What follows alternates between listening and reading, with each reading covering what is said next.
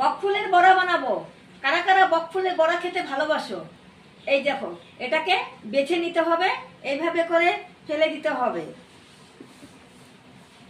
এই দেখো,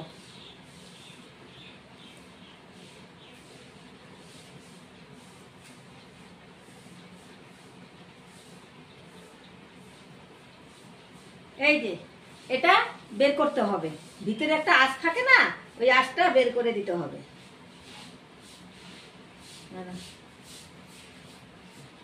এই যে এভাবে করে বকফুল বেছে নিতে হবে।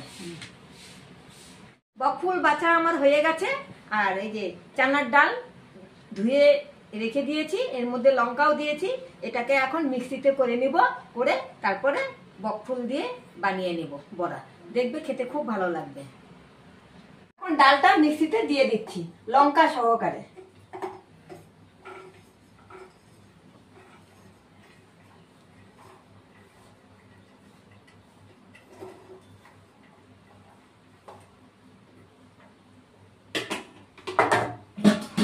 জল দিয়ে দিচ্ছি।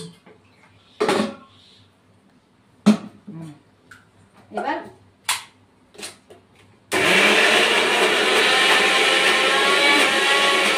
হয়ে গেছে আমার ডাল মিক্সিতে করা।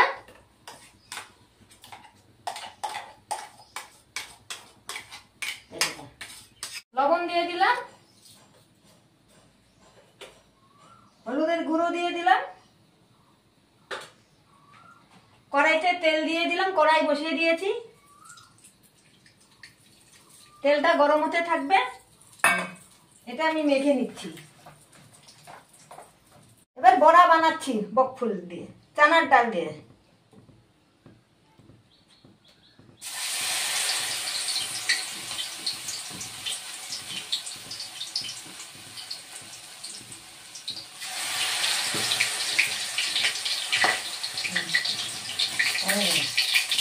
বড়া হয়ে গেছে, নামিয়ে দিচ্ছি।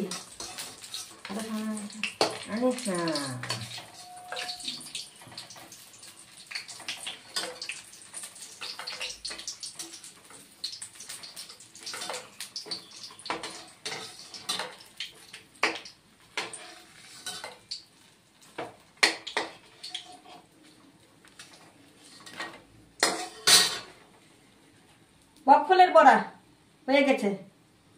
ভালো লাগলে বানিয়ে খাবে এইভাবে।